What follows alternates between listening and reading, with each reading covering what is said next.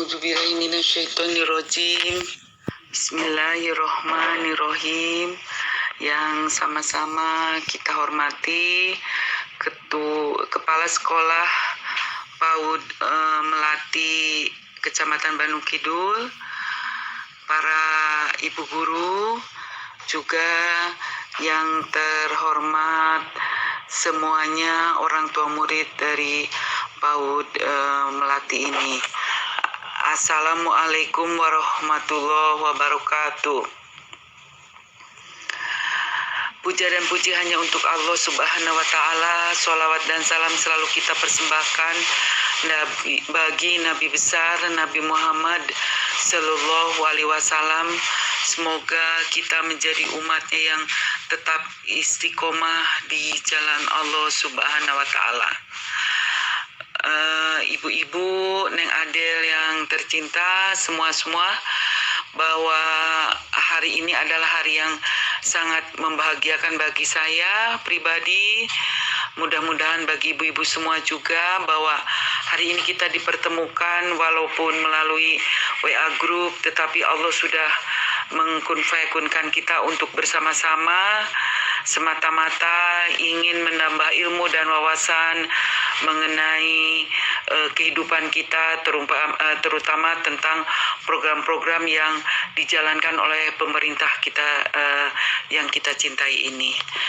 Saya Heni Nuraini selaku koordinator KB Kecamatan Bandung Kidul mengucapkan terima kasih yang tidak terhingga kesempatannya. Sekali lagi untuk sekarang saya sedikit bersama-sama kita beberapa saat ke depan untuk menjelaskan, share ilmu, sedikit membagi pengalaman mengenai 8 fungsi keluarga, juga mempertahankan kesertaan ber-KB ibu-ibu semua di masa pandemi corona ini. Ibu-ibu, seperti yang kita ketahui, keluarga adalah unit terkecil dari suatu masyarakat yang di dalamnya terdiri dari suami istri, terdiri dari suami istri dan anak, istri dan anak, suami dan anak, itu semua dinamakan sebuah keluarga. Dan insya Allah untuk mencapai sakinah mawadah warohmah, kita mempunyai fungsi-fungsi keluarga. Di antaranya adalah 8 fungsi keluarga. Ini sangat penting untuk dilakukan oleh setiap keluarga Indonesia, karena tujuan negara Indonesia yang kita cintai ini adalah sumber daya manusia yang berkualitas.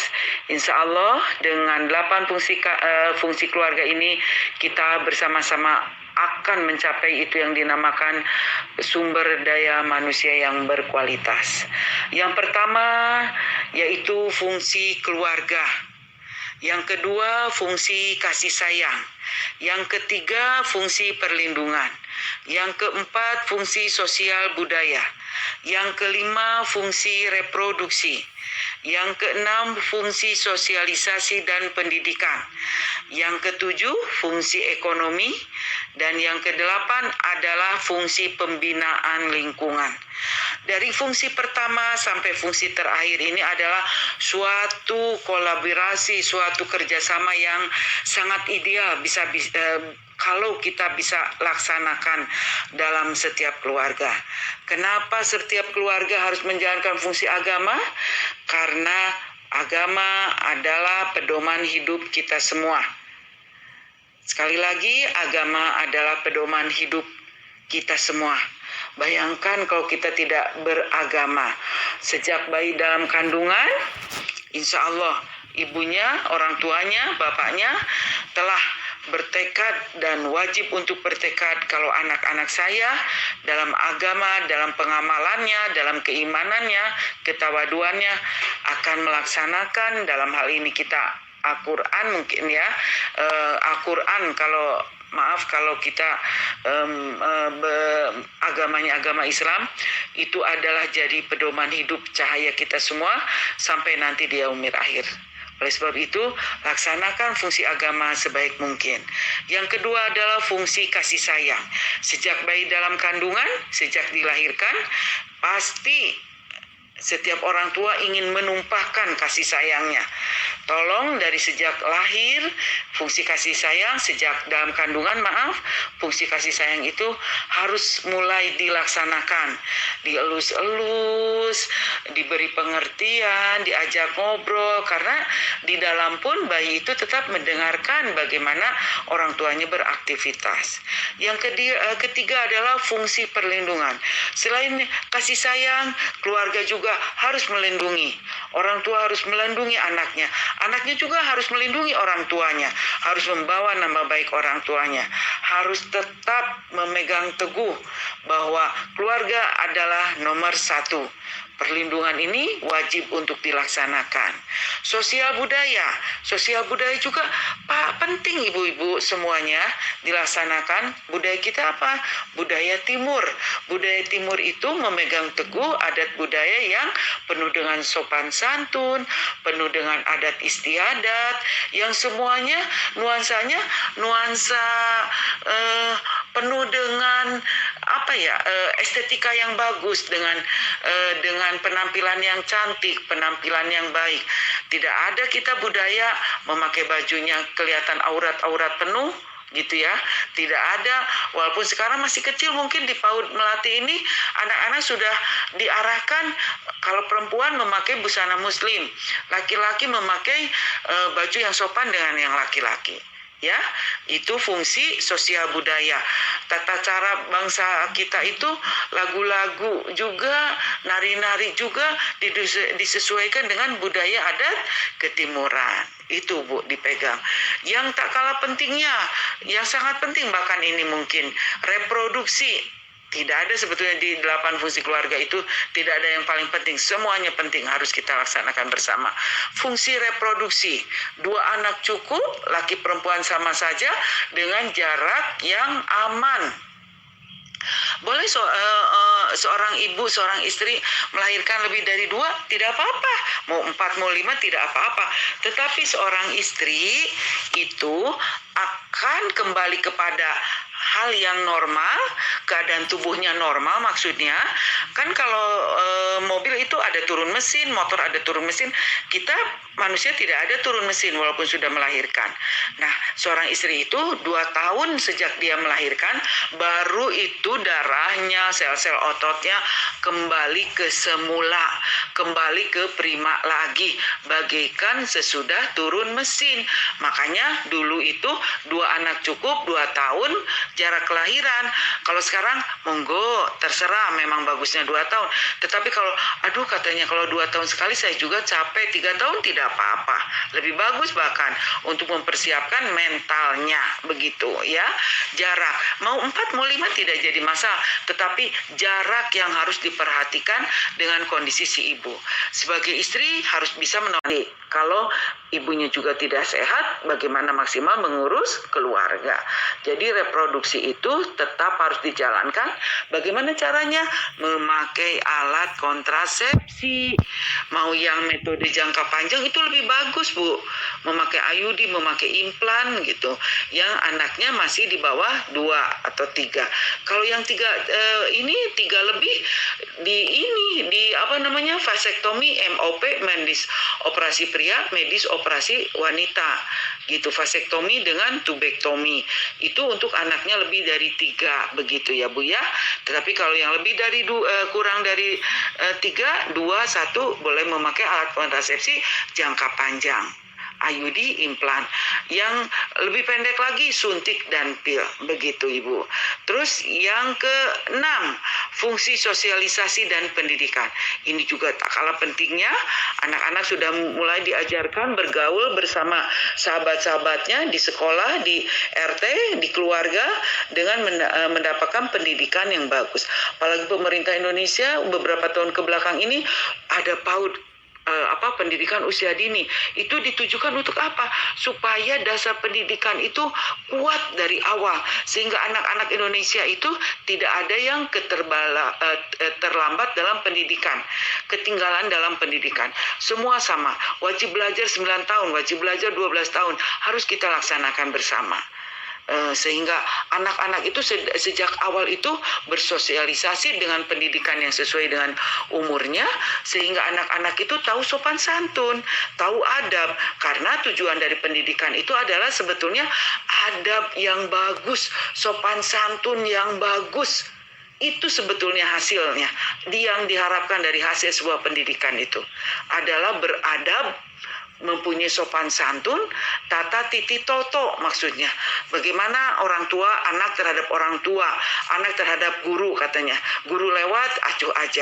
Coba lihat di pesantren, kalau gurunya dari jauh lewat itu udah sikap sempurna menanti kehadiran itunya guru di pesantrennya sampai guru-guru itu pada lewat sebegitunya. Tapi kalau pendidikan di umum itu katanya masih sekarang itu bahkan banyak anak ketemu gurunya nggak mau cium tangan, nggak mau apa. Nah, itu harus diajarkan sejak dini, begitu. Yang ketujuh, fungsi ekonomi. Nah, kalau mengharapkan suami tidak cukup, kenapa tidak? Kalau istrinya bisa menambah penghasilan demi untuk kesejahteraan keluarga, demi untuk berencana itu keren, boleh. Dan malahan disarankan sekarang itu setiap seorang istri itu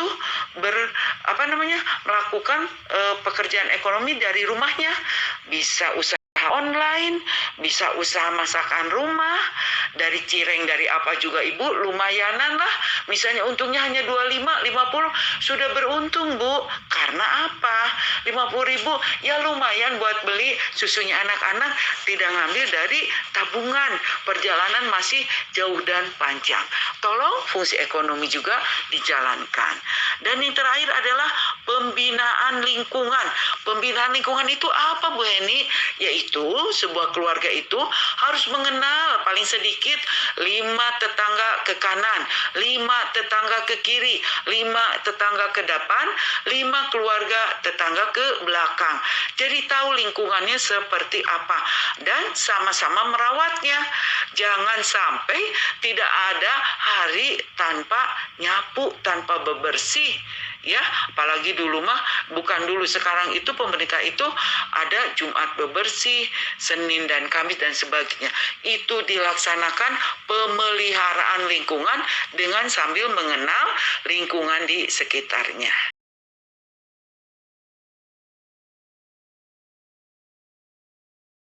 Jangan dulu riskan. Kondisi ibu hamil itu sangat-sangat riskan terhadap virus. Dan virus itu jangan salah ibu, masih ada. Jadi tolong ibu bersabar dulu, jangan ya bu ya. Nah ini kalau jadwal KB-nya itu jangan sampai tertunda, konsultasikan langsung ke tenaga kesehatan. Boleh ibu ke puskesmas, tanya ini bagaimana, ngobrol-ngobrol, tanya teleponnya bidan kanti HP-nya itu nomor berapa, telepon di WA dan sebagainya. Ya, ini saya harus jadwal suntik, saya harus jadwal tambah pil, bagaimana? Kalau pil ibu bisa minta ke Supos KB atau datang ke sana minta itu dikasih pasti kalau pil. Ya bu ya, nah itu bu dikonsultasikan. Terus bisa juga ibu datang ke klinik swasta, itu dilayani, memang bayar, tetapi insya Allah itu aman ya bu ya, daripada misalnya kita riskan. Karena kalau di puskesmas sekarang tidak boleh ada desek-desekan seperti biasa, tidak boleh jarak-jarak ininya juga untuk pasien. Kalau yang tidak darurat tidak boleh datang, cukup melalui telepon, keluhannya melalui telepon apotek, begitu mandiri bu, seperti itu. Selanjutnya kita menambah stok memakai pil, memakai kondom, simpan di rumah. Yang habis melahirkan jangan sampai itu sudah sejak 30 hari, 40 hari bahkan masa nifas selesai sakit bu, kasihan ya bu ya. Nah itu selanjutnya itu adalah KIE, komunikasi informasinya atau penyuluhannya bisa melalui telepon. Ibu jangan sungkan-sungkan, saya sebagai koordinator bisa melalui Ibu Adel, saya mau ditanyakan, HP saya ada di Bu Adel. Atau ibu bisa catat 0812 411 58000. Itu ya bu ya, ibu telepon. Ada keluhan apapun ibu telepon. Bu Heni saya merasa begini gitu ya Bu ya. Jangan sampai ibu hamil, pokoknya patokannya tolong jangan sampai ibu hamil ya. Tetap yang memakai suntik, kalau susah suntik beli pil aja ibu, minum pil, jangan lupa minum pil. Kalau ini kondom ya Bu ya, seperti itu. Apalagi misalnya sekarang bulan puasa, mungkin tidak konsentrasi kepada hubungan ya, tetapi kita yaitu kalaupun menolak kan kita tidak boleh kalau malam hari itu ya Bu ya. Tetap memakai alat kontrasepsi tetap ya Bu ya. Pemeriksaan kalau ibu misalnya yang sekarang para orang tua murid PAUD begitu, ada yang sambil memberikan asinya gitu karena ada dede bayinya, ada eh, ingat kalau mau ngenenin cuci tangan ya, pompa ASI atau botol kantong plastik ASI gitu ya. Tapi jangan kalau bisa sih langsung dari nen, tetapi ya itu tadi Bu, cuci tangan ya Bu ya. Ibu-ibu muda, untuk itu dapatkan pelayanan KB dan Kespro untuk ibu-ibu yang saat ini memakai alat kontrasepsi. Sebaiknya memang ibu-ibu itu diwajibkan atau disarankan memakai alat kontrasepsi metode jangka panjang, begitu. Supaya anaknya bisa direncanakan lagi dengan bagus. Karena berencana itu adalah suatu hal yang keren, Bu ya. Nah, untuk ibu-ibu yang memakai alat kontrasepsi suntik tidak bisa dilayani di mana-mana, datang saja ke puskesmas atau telepon bidan yang punya kontak bidan, nomor HP bidan, itu bisa ditelepon menanyakan ini saya jadwal suntik harus bagaimana. Kalau tidak bisa dilayani, minta pil ibu, minta alat kontrasepsi pil, dan itu bisa diberi sampai untuk 2-3 bulan, 2 strip sampai 3 strip. Ibu boleh menyimpan alat kontrasepsi pil. Jangan sampai pokoknya hamil ya Bu ya. Jangan sampai hamil karena wanita hamil sangat riskan terhadap virus corona ini. Tolong ya ibu-ibu ya, ke petugasnya tanyakan atau minta ke kader, insya Allah pasti dilayani begitu ya Bu ya. Nah, terus juga yang calon pengantin, administrasi boleh, misalnya ada adik ibu yang akan melaksanakan perkawinan ditunda. Kalau tidak bisa ditunda, itu sekarang itu memang ada online dan sebagainya, tetapi sebaiknya itu dikonsultasikan dengan pihak departemen keagamaan gitu ya. Jika ibu ada keluhan, tolong melalui PPKS ini, Pusat Pelayanan Keluarga Sejahtera di 0813 1911 4040, ibu bisa mengutarakan keluhan yang ibu rasakan. Itu saja barangkali Ibu apa yang dapat saya sampaikan. Mudah-mudahan bermanfaat bagi kita semua. Dan sekali lagi, jangan sampai tidak ber-KB di masa pandemi ini. Kasihan anak-anak karena virus corona sangat riskan terhadap ibu-ibu yang hamil begitu. Tetap memakai alat kontrasepsi. Kalau tidak bisa pakai suntik dan sebagainya, yang memakai IUD tidak usah kontrol itu, pelihara aja baik-baik gitu Bu. Bisa memakai suntik, pil dan kondom. Untuk yang tidak bisa diulang suntiknya, sementara memakai pil dan kondom. Itu ibu-ibu yang dapat saya sampaikan. Mudah-mudahan di lain waktu kita bisa jumpa lagi. Bila ibu ada yang ingin ditanyakan, boleh saya kembalikan kepada panitia. Mohon maaf atas segala kekurangan. Wassalamualaikum warahmatullahi wabarakatuh.